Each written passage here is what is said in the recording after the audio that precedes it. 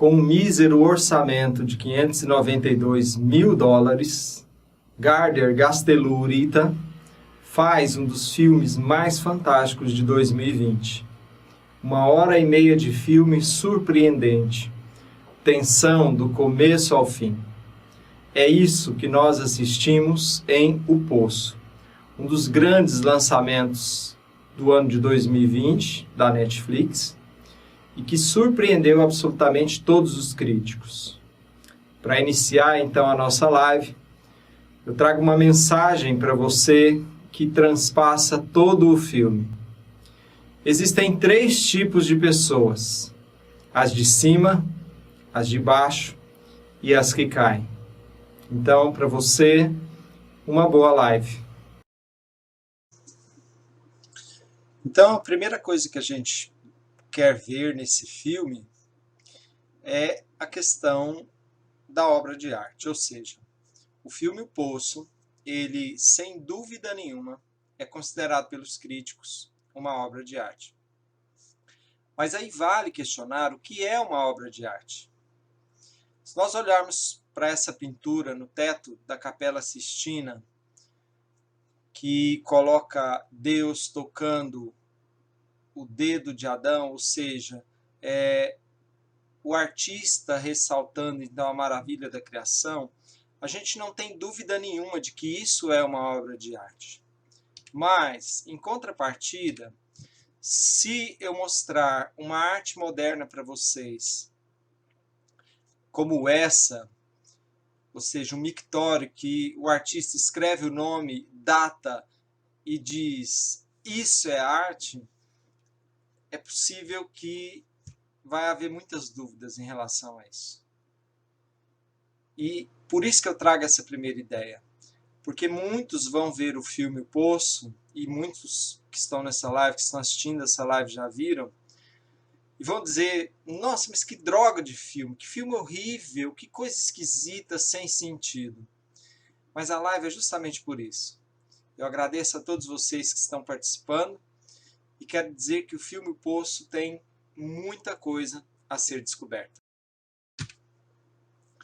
O contexto é um filme basco, lançado esse ano, como eu disse na introdução. A história se passa, então, em uma prisão, em uma torre, e que é chamada de Centro Vertical de Autogestão. O que é isso? É ressaltar o valor do capitalismo, é ressaltar o valor da gestão, da administração, dessa vida moderna na qual nós temos ou achamos que temos controle de tudo, de absolutamente tudo.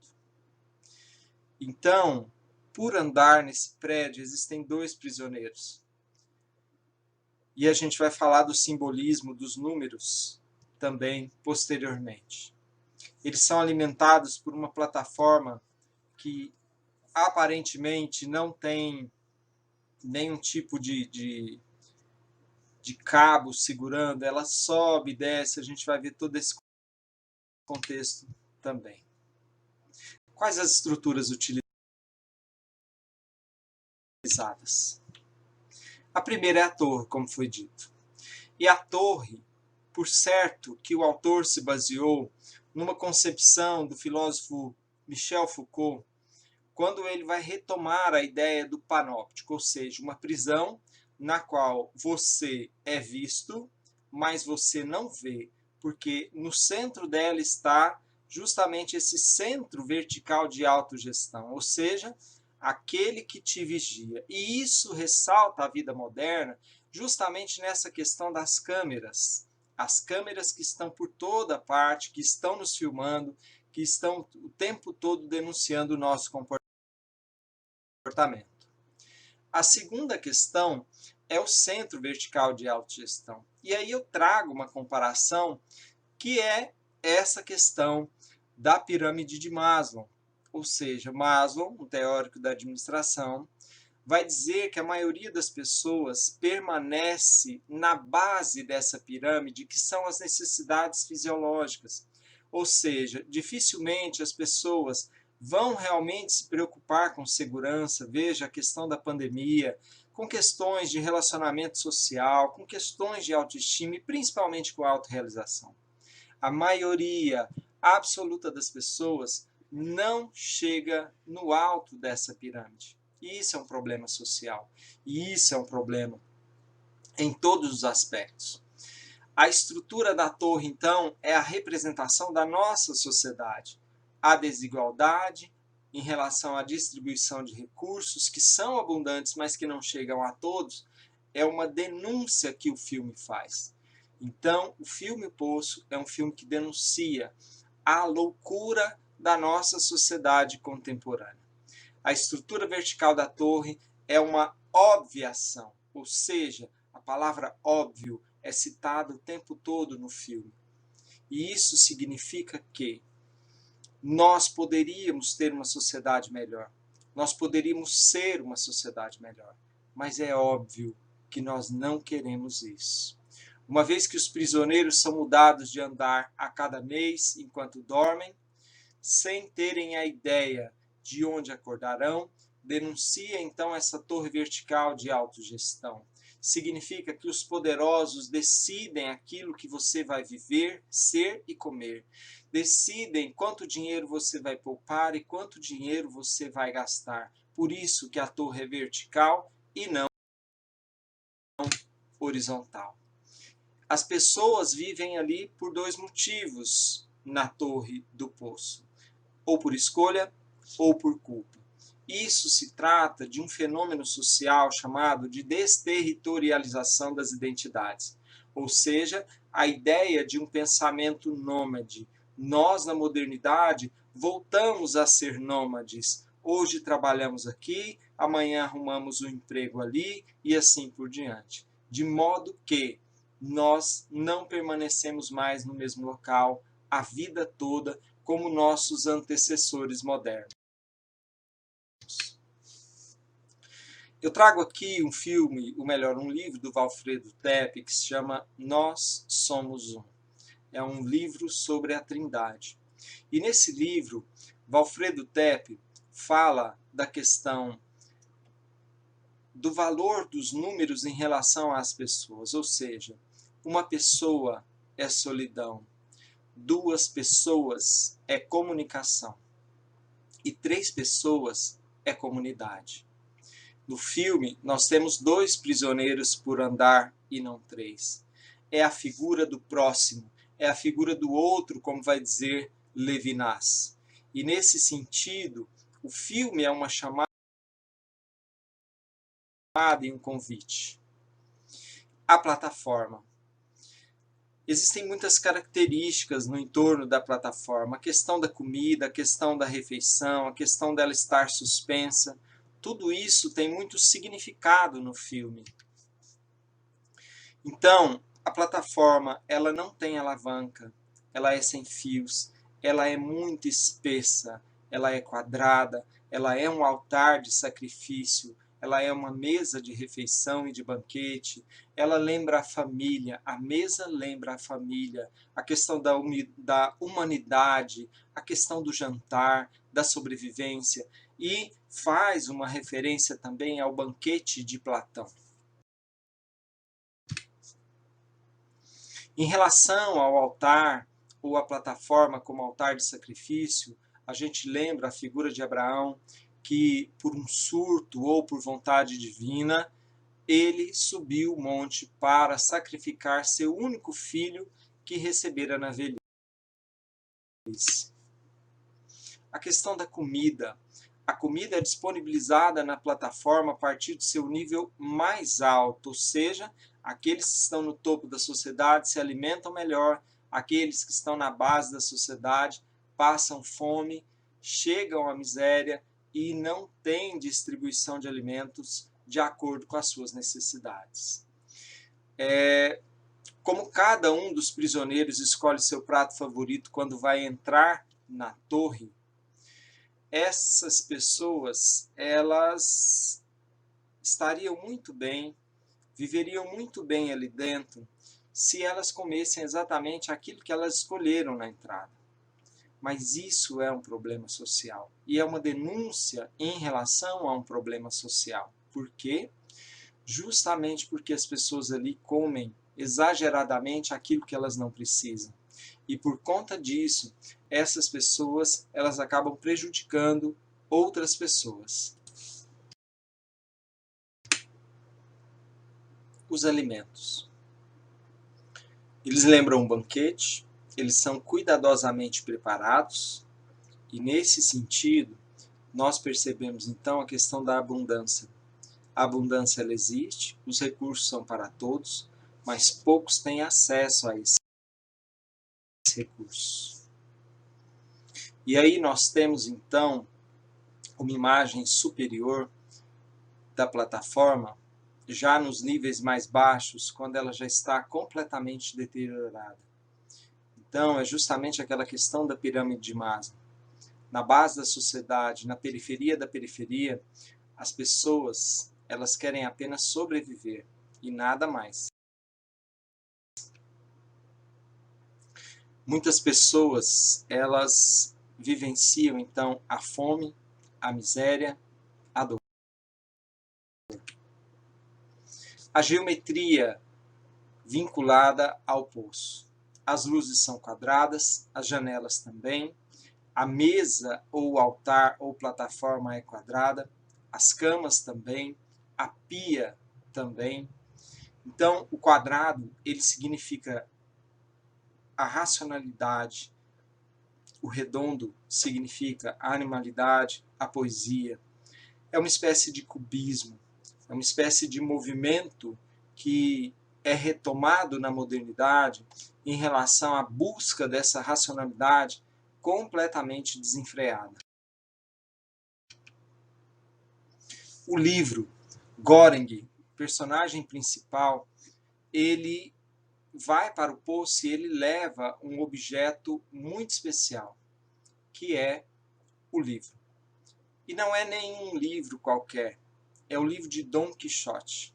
O personagem principal tem o nome oriundo dos aborígenes australianos Noongar, ou seja, Göring significa frito, arroz frito ou prato frito. O livro que ele leva, Dom Quixote em si, representa a busca pelo conhecimento acadêmico e cultural. Que pessoa que iria para um lugar no qual ela precisaria sobreviver para sair dali, levaria um livro? Então, é algo completamente estranho nesse contexto. Trata-se de uma luta romantizada, imaginária, em relação a toda a situação de opressão e de desigualdade social.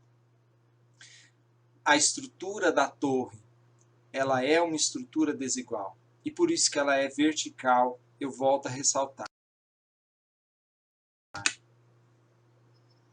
Miguel de Cervantes escreve Dom Quixote em um período da literatura de cruzadas, de cavalarias. E nesse contexto, Dom Quixote é um personagem que se une a um grande amigo, Sancho Panza, e que nesse sentido representa a possibilidade de racionalidade ou a racionalização da realidade em um mundo ou no contexto de uma pessoa que busca poesia no mundo. O mundo não tem poesia de acordo com Miguel Cervantes, mas, mesmo não tendo poesia na figura de Sancho Panza, Dom Quixote insiste, Dom Quixote vai atrás e ele busca a poesia do mundo. E ele quer lutar contra esses moinhos de vento que são uma figura do capitalismo. Então, todo esse romantismo, né? Todas essas pautas superadas do racionalismo, que não nos levou à felicidade, que não nos levou à igualdade social, são tratados no filme. O filme traz justamente essa ideia dos grandes patriarcados medievais, nos quais as pessoas simplesmente torciam para viver muito tempo, o que quase sempre não acontecia. E aí a figura do Dom Quixote de la Mancha e seu fiel escudeiro, Sancho Panza. As duas figuras aparecem no filme. O personagem principal, Göring, e seu amigo de cela num primeiro momento, e que depois vai aprontar com ele, como a gente vai ver. Embora o personagem de Cervantes acredite lutar por causas sociais, faz isso combatendo de forma esquizofrênica as paranoias e ilusões da modernidade. Nesse sentido, tratam-se de pseudolutas, ou seja, de situações nas quais, por mais que você lute, a sociedade não vai mudar porque não depende só de você, depende de todo mundo. Todos precisam mudar para que a sociedade mude. Nesse sentido, o personagem principal não foi, como foi dito no início, não foi para a torre, para o poço, como um prisioneiro. Ele foi por escolha. Ele queria sair dali com um certificado. E isso é uma expressão dos diplomas acadêmicos, ou seja, aquelas pessoas que constroem a sua vida a partir da noção de racionalidade, de academicismo, de enxergar no mundo uma poética da racionalidade que o cidadão comum, que o senso comum não enxerga. A faca. Trimagasi, que é a figura do Sancho Panza, ele é o companheiro de cela de Göring no primeiro momento, e em vez de levar um livro como Göring, ele leva uma faca. Uma questão de sobrevivência. Eu me lembro dos anos 80 e de uma expressão muito curiosa chamada puxa-faca. Uma expressão que se referia aos bordéis da época e de alguns tipos de festa. E essas festas e esses bordéis recebiam esse nome, puxa-faca. Primeiro porque as pessoas andavam armadas com facas e não com revólveres como hoje, né? E segundo, porque esses espaços eram espaços de sobrevivência, de luta, de híbridos, ou seja, de sair de uma perspectiva que seria de uma sobrevivência pelo fato de que existe uma guerra de todos contra todos. Então, essa é a ideia de Trimagasi, companheiro de Göring, levando para o poço uma faca. O curioso é que ele vai para o poço porque ele, no acesso de fúria, joga uma TV pela janela e acaba matando um estrangeiro, como a gente vai.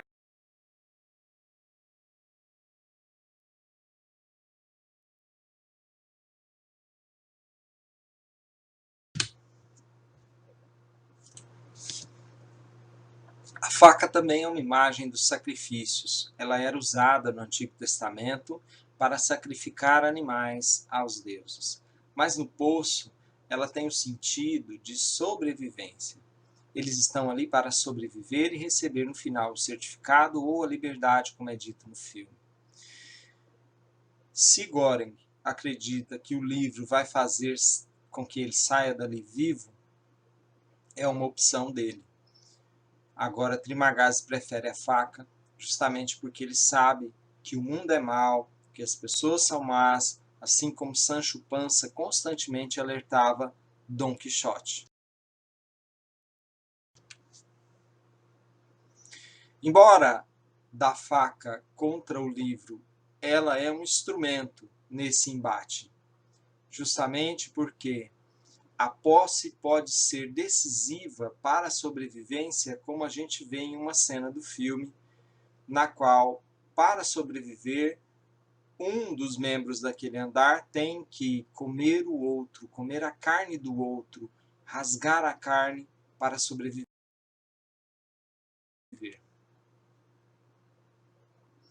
É óbvio.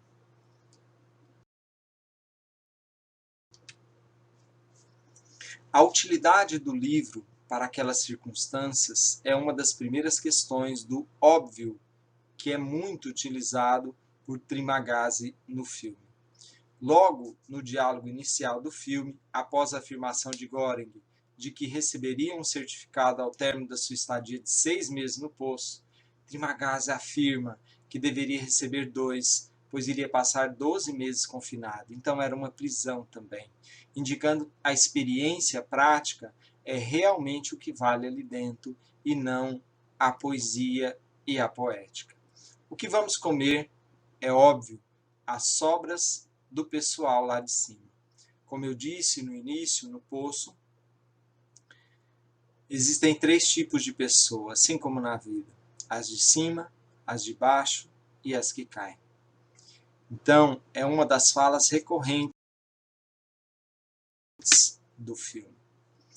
Você tem um bom coração, acho que você não vai durar muito tempo. Então, essa afirmação no filme Poço, ela traz justamente a evidenciação de que o mundo não é para as pessoas boas. O mundo é uma selva de pedra. O mundo, ele é regido pelo capitalismo selvagem. E é isso que o filme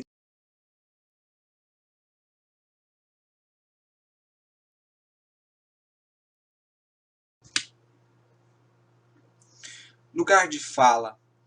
A expressão é óbvio, é uma expressão que retoma justamente essa ideia do lugar de fala. Uma expressão usada pela esquerda burguesa para descreditar qualquer crítica pela racionalidade vinda de pessoas externas aos seus sectos identitários. É óbvio. Göring lê o livro para o seu primeiro companheiro de cela e fazem uma amizade franca em seu primeiro mês de confinamento. É óbvio que Trimagasi ou não sabia ler ou não conseguia ler. Contudo, com a mudança de ambos para um andar inferior, Trimagasi amarra-o para cortar seus pedaços com a faca e comer. Daí a importância da faca. Contudo, o velho da faca é incapaz de ler o livro sem a ajuda de seu companheiro, tendo a vista embaraçada demais para interpretar as letras. É justamente a ideia de que aqueles que vivem no senso comum não têm condições de viver um processo de alfabetização, de conhecimento, de aprofundamento e de uma leitura mais crítica da realidade.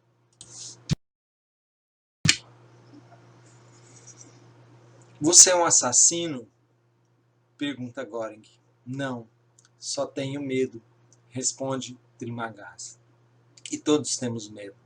E ele não anda armado porque ele seja mau. Ele anda armado justamente porque ele tem medo da sociedade e da vida cruel que está no nosso entorno. Trimagasi, com toda a sua obviedade, cria regras com base na sua experiência, na prisão vertical, como não fale com os de baixo, não fale com os de cima. Os de cima não vão te ouvir, os de baixo não precisam que você fale com eles. É proibido no poço armazenar comida. O que significa isso? Significa justamente que na vida moderna, aqueles que nascem na periferia da periferia não armazenam comida, não têm essa condição. Essa é uma nítida analogia à lógica capitalista da acumulação e, por analogia, ao sistema da fome, das dívidas e da escassez. Quando Göring tenta convencer os de baixo de que é necessário deixar comida para os demais, Trimagasi, o da faca, lhe pergunta: ele é comunista? Pronunciamento de Bolsonaro tem Deus e ameaça comunista. Então, a gente tem assistido na ascensão da extrema-direita, tanto nos Estados Unidos com Trump, quanto no Brasil com Bolsonaro, justamente essa crítica constante a todos aqueles que se opõem às ideias da extrema-direita, que ressalta então o valor do capitalismo, a ideia de que quem se opõe é de esquerda ou é comunista.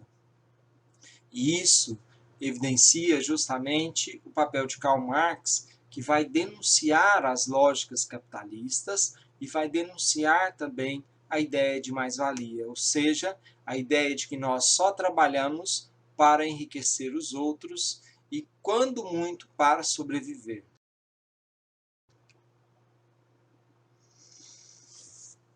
O poço, ele significa vertigem, suicídio, medo, queda, abismo, níveis sociais, estamentos sociais e marginalidade.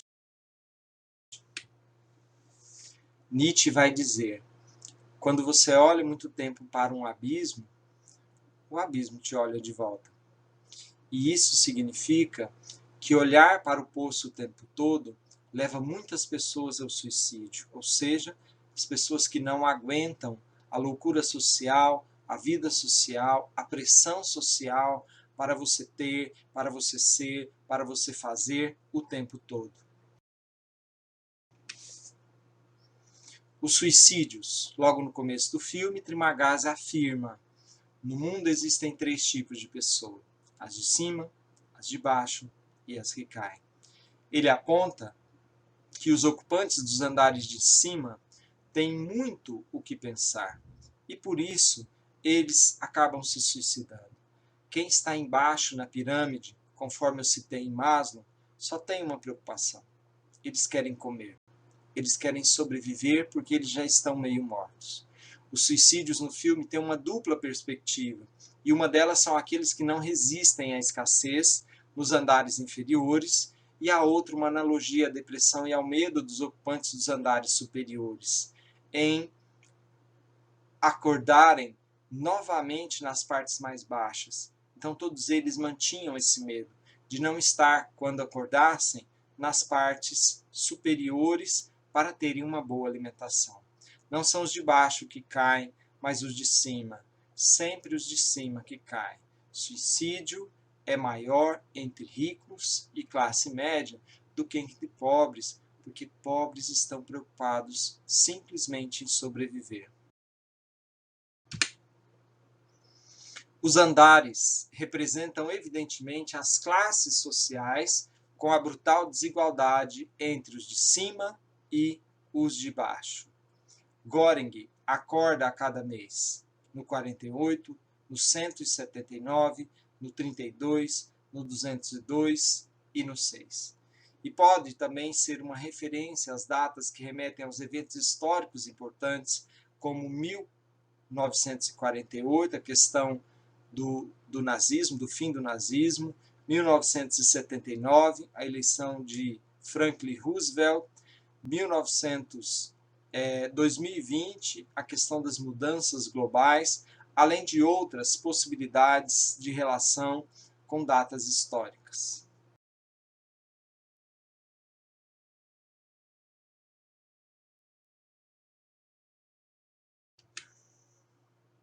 Cento e 171 significa perfeição da cozinha e podridão do alimento na mesa. E Moguli, uma das personagens, vai dizer: eu juro que não sabia como o poço funcionava. Göring seria o Messias porque é quem constantemente evidencia o sofrimento e acaba assumindo o lugar dos outros?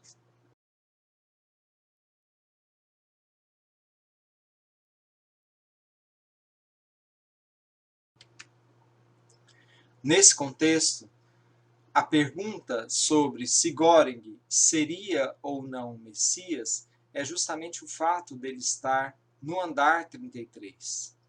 A questão de comer a carne ou de dar a própria carne, como nós vemos no filme, é uma evidenciação do messianismo de Cristo, ou seja, dar-se pela humanidade, dar-se pela redenção, dar-se pela...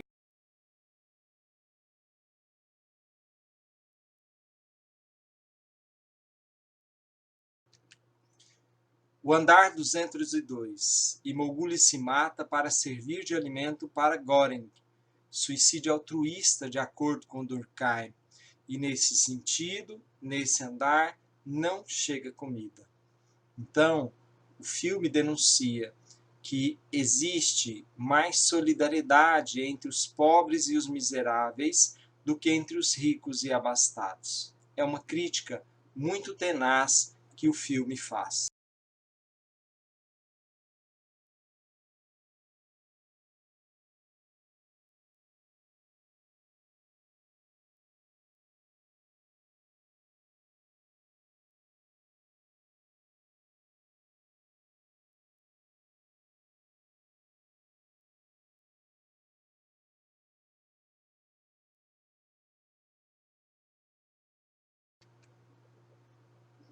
Quando Göring desce para ajudar os demais, mata um monte de gente. E essa é justamente uma referência ao comunismo, que matou tantos em função de libertar a todos. É uma crítica tenaz que o filme faz também. Os de cima não vão te ouvir porque é comunista, afirmou Trimagasi anteriormente. Enquanto descem, se deparam com os pecados capitais. E essa é uma lógica muito interessante do filme. Então a soberba, ela aparece no seguinte diálogo: eu estou com 7 e tenho o direito de encher o cu de comida. A inveja, não vou guardar comida para o de baixo, não guardaram para mim. A gula, prefigurada por uma criança síndrome de Down, eu vou abrir a barriga dele e comer a comida que ele comeu. Forte isso. A ira, um sentimento comum a todos no poço. A luxúria, os homens que aparecem na banheira. A avareza, um dos homens que guarda dinheiro no poço. Do que serviria aquilo se ele não podia comprar nada?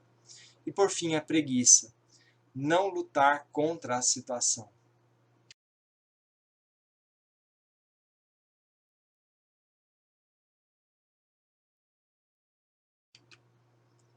Nível 333 e nível 0. O nível 0 é marcado pelo fogo, é marcado pela ideia de inferno, pela ideia de morte, pela ideia de fim. Mudança nunca é espontânea. E essa é uma das frases do filme. Isso significa o quê? Significa justamente que para mudar você precisa muitas vezes ameaçar o outro, você precisa muitas vezes cobrar o outro, você precisa pressionar o outro. E essa é uma lógica empresarial, ela não é uma lógica do humanismo. A mudança nunca é espontânea, justamente porque nós queremos fazer o outro mudar para ele render mais, para ele produzir mais.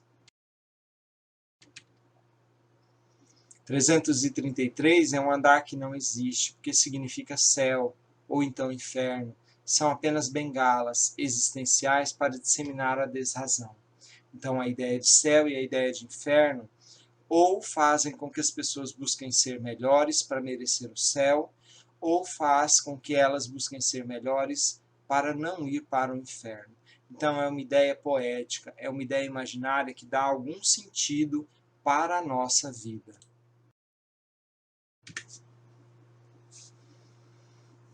O andar superior do poço é a cozinha. A cozinha é a ideia de céu, a ideia de perfeição. Mas nessa foto nós vemos o encarregado, que pode muito bem lembrar Deus, muito preocupado com um fio de cabelo no prato que, segundo algumas interpretações, é o prato mais importante do filme, ou seja, a panacota. Um pudim muito frágil e que, em geral, se perde, estraga, deteriora já nos primeiros andares à medida que a plataforma desce. Então essa ideia da cozinha como céu é a ideia de banquete, é a ideia de refeição, é a ideia de vida eterna. São todas essas poéticas que nós trazemos para o mundo contemporâneo. O Maitreya. O Maitreya é o ser superior, ou seja, é Deus, que por meio dos seus empregados, como eu mostrei, seriam os anjos, que oferecem os pratos favoritos a cada prisioneiro, no centro vertical de autogestão. Contudo, ele é totalmente indiferente quanto àquilo que fazem as pessoas. A ideia de um Deus é a ideia daquele que cuida de nós, e não a ideia de alguém que simplesmente nos coloca nesse mundo para que a gente se vire e a gente consiga, então, sobreviver a cada dia. Em nenhum momento o Maitreya, que é uma palavra que pode significar também Maitreya, ou seja, a ideia de um novo avatar, de um novo Messias para a nova era, ele demonstra qualquer tipo de relação com os moradores da torre, muito pelo contrário. sendo a figura que representa então a administração da prisão.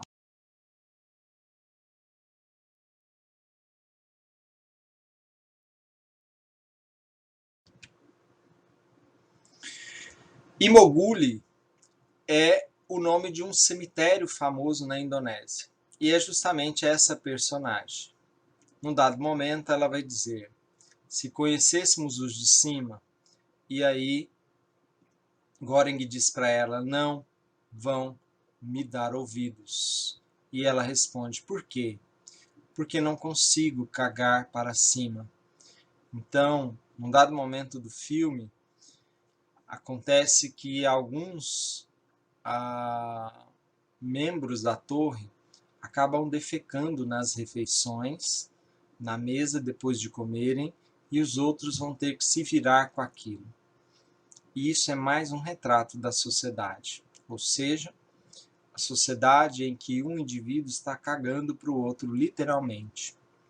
A sociedade da merda, a sociedade do consumo, a sociedade que você é alguma coisa se você for consumidor, a sociedade que você perdeu o status de cidadão, como vai dizer Zygmunt Bauman. Aparentemente, Moguri busca na torre uma forma de redenção pelas coisas ruins que ela fez na vida. O seu cachorro se chama Ramsés. O faraó Ramsés II é a mensagem que chega ao profeta Moisés do Antigo Testamento como mensagem de Deus sobre a necessidade de retirar o povo hebreu. Ou seja, o cuidado com o cão, levar um cão para o poço, é justamente a ideia de entrar ali em busca de uma redenção. E ela alcança essa redenção justamente quando ela se dá em comida, literalmente, para o Goreng. O caracol. Em alguns momentos, Trimagasi chama Goreng de caracol, porque foi esse o prato que ele escolheu, escargot, né? Um prato extremamente refinado, uma ostentação consumista, hedonista e assim por diante. Então ele é chamado de caracol justamente porque ele representa o topo da pirâmide e não a base. Quando Trimagasi chama Goreng de caracol, novamente faz uma referência à postura da nova esquerda burguesa identitária. Dom Quixote presa, uma presa dentro do seu casco de caramujo.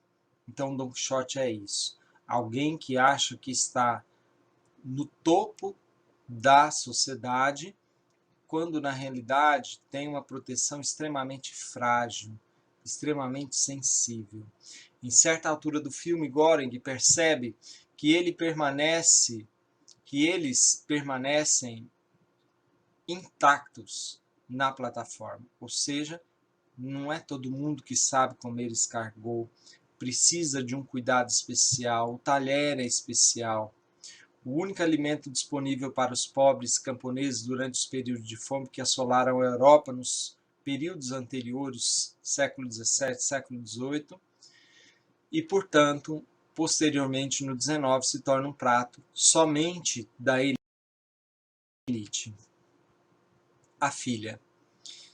Miharu é uma cidade japonesa localizada em Fukushima, e sua personagem faz analogia ao antagonismo com a visão ocidental, ou seja, tem uma oriental no poço e ela vai de andar em andar em cima da plataforma. Isso significa justamente todos os processos de migração que os orientais fizeram para fugir da guerra, para fugir do totalitarismo, e muitas vezes não encontraram acolhida na Europa, nos Estados Unidos, na América Latina. Ao longo do filme, Miharu transita pelos diversos andares supostamente em busca da criança, de um filho ou uma filha que ela diz ter perdido. A ideia justamente pode referenciar uma crítica àquela separação que Donald Trump fez dos pais e dos filhos que foram imigrantes para os Estados Unidos ilegais e até hoje tem crianças sem pai e até hoje tem pai e mãe sem filho. Miharu se alimenta com naturalidade de carne humana, tratando-se esta de seu alimento cotidiano.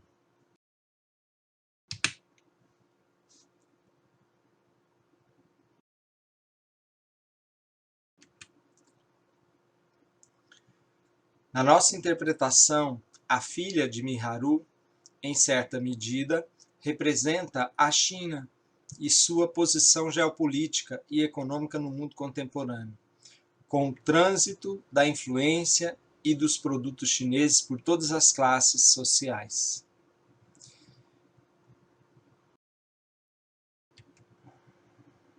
Acorda.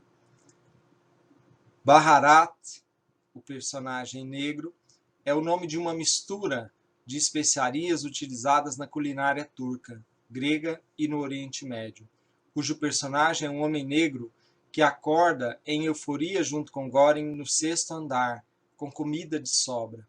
Ele traz consigo uma corda com a qual pretende escalar até o topo para sair daquele inferno. Sendo questionado sobre sua crença, quando pede ajuda aos prisioneiros de cima, do andar de cima, que por sua vez lhe perguntam qual a sua religião e alegam que a vida eterna seria uma recompensa justa para ajudar um negro, ou seja, toda uma referência à questão do racismo. Contudo, os superiores defecam nele quando ele tenta subir para o andar de cima.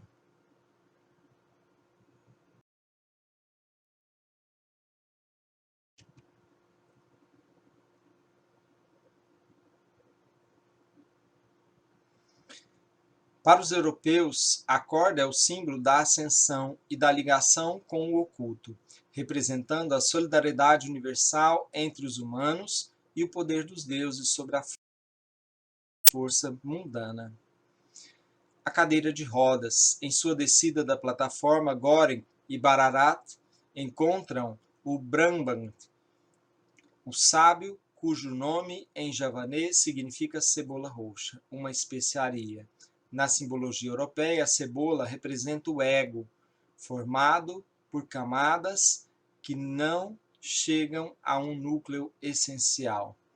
Brahman representa a religião, e é ele quem alerta os heróis sobre a necessidade de dialogar primeiro com as pessoas e não impor um novo sistema de convívio social a elas.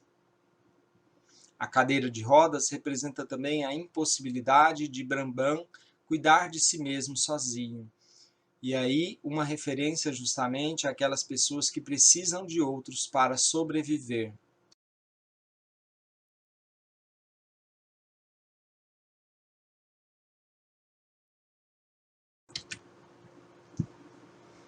Religião. A religião, ela também está presente no poço. As referências religiosas são muitas. É óbvio que você feriu o quinto mandamento, não matarás, afirma Trimagasi.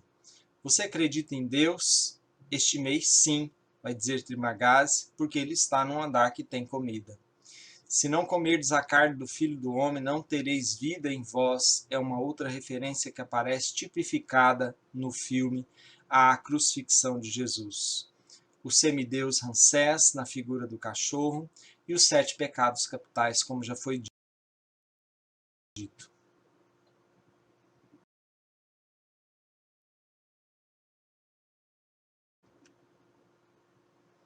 Isso é meu corpo.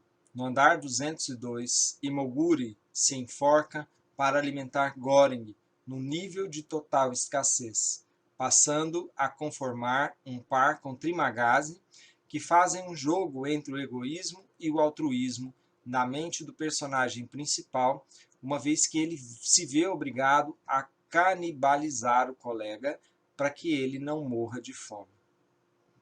E aí começa a chamar o herói Goring de Messias de merda, fazendo uma analogia que teria deixado seu corpo para ser comido conforme a liturgia cristã.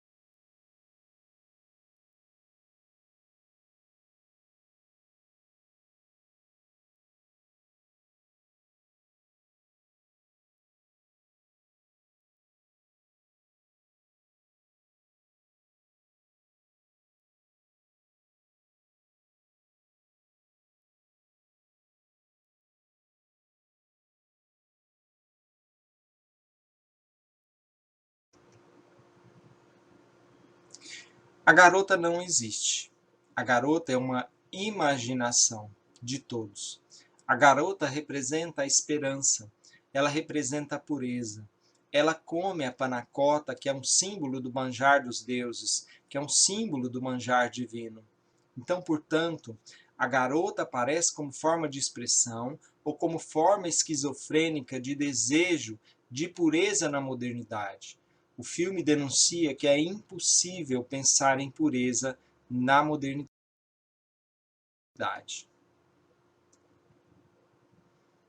Em verdade vos digo, se não vos converterdes e não vos tornardes como crianças, não entrareis no reino dos céus. Então a criança é uma referência também bíblica de Mateus 18:13, justamente a ideia de lembrar as pessoas do poço que elas precisam mudar, que elas precisam se converter, que elas precisam não comer mais que o que elas realmente necessitam. Quando o mito é interpretado, a consciência se expande, e é isso que o Poço traz para nós. A ideia de interpretar o nosso cotidiano. Ele é uma obra de arte porque ele nos lembra que a vida imita a arte, que a arte imita a vida, e que nós precisamos ter um senso mais crítico em relação à nossa realidade. A panacota, esse manjar divino, como eu disse, ele representa então também a pureza, também a leveza, também a ideia de que todos nós buscamos uma recompensa, ainda que seja na outra vida. A panacota, de origem italiana, pode estar relacionada ao Vaticano e à religião católica, bastante marcada na trama do filme. É o prato escolhido pelo sábio cadeirante como mensagem a ser enviada para um andar mais alto. Sua indicação, por Bramban, aparentemente se trata de uma analogia às preces e orações destinadas a Deus e aos anjos, aos trabalhadores ou pelos trabalhadores que ficam no nível 0 e, portanto, fora da torre. O inferno de Dante também está prefigurado no filme Poço. Os níveis da torre representam então os níveis de sobrevivência e de fuga desse inferno que é comediado por Dante Alighieri. A simbologia numérica alcança seu ápice no final do filme, quando Göring descobre que são 333 andares e, portanto, seriam 666 prisioneiros, uma referência à Bíblia, justamente em relação à besta descrita no Apocalipse.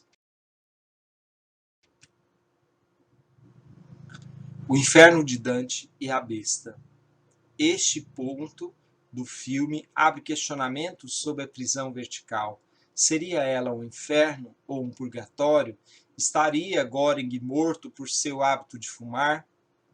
Seriam seus companheiros de cela personagens que ele nega a si mesmo? Quem sabe seria este o seu conflito constante com o egoísmo de Trimagasi, em seu lado racional do óbvio, como ele traz constantemente, com o altruísmo ingênuo da funcionária da administração Imoguri que depois dá a própria vida, se enforca para que Göring tenha com que se alimentar. O fato é que Göring e Bararat encontram a menina no 33º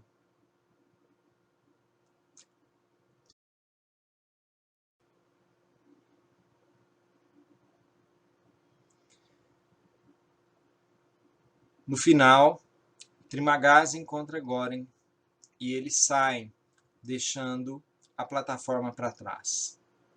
Eles estão mortos, ou eles desistiram, ou eles simplesmente perceberam que a vida só vale a pena se você cuidar do outro, como vai dizer Levinas. Caso contrário, sua vida não terá valido nenhuma pena, justamente porque a ética não é para si, a ética é para o outro. A ética é um respeito ao outro.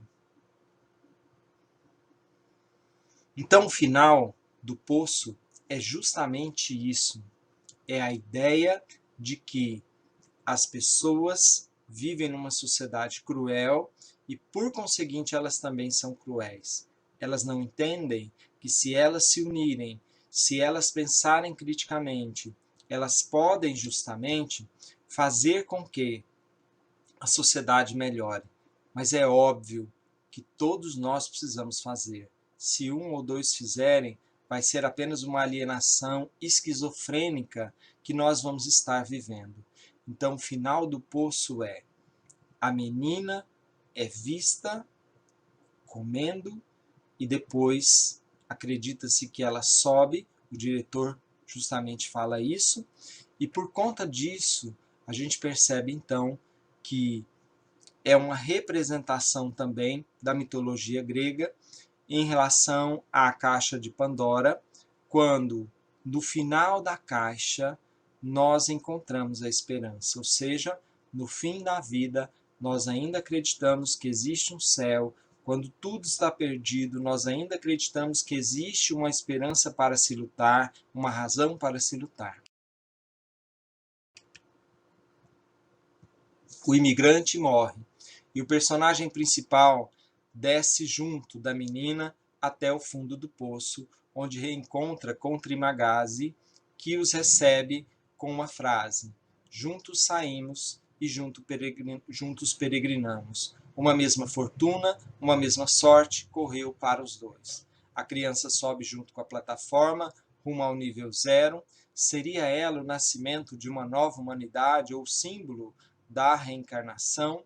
Recobra o valor das duplas Sherlock e Watson, Batman e Robin, e assim por diante. Segundo o diretor, chegaram a gravar um final no qual a garota sobe à plataforma, mas este foi cortado do filme, deixando em aberto para a interpretação. Toda obra de arte precisa ser interpretada. O fundo do poço te ensina lições que o topo da montanha jamais conseguirá te ensinar. Então essa é uma das lógicas.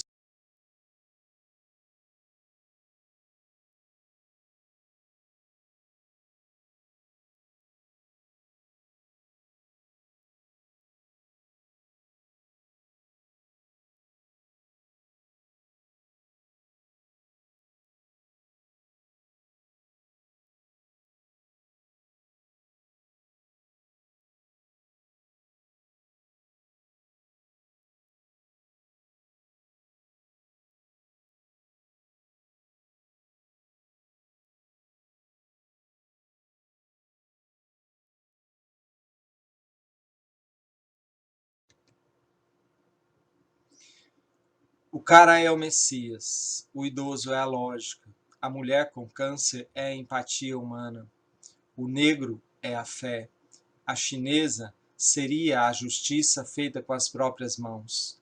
A criança é a esperança limpa e pura e pode ser encontrada no fundo do poço.